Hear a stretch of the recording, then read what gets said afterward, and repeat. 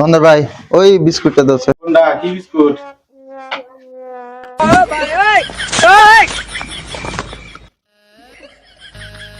কোনটা কোন বিস্কুট? হ্যাঁ, ওইটা বিস্কুট। হ্যাঁ হ্যাঁ,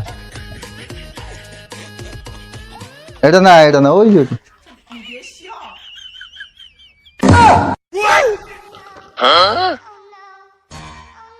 হ্যাঁ ওইটা হ্যাঁ। দাম কত এটা? 50 টাকা।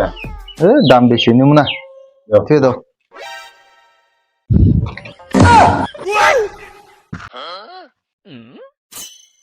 তোমার বিস্কুট পছন্দ হয় নাই, নিব না।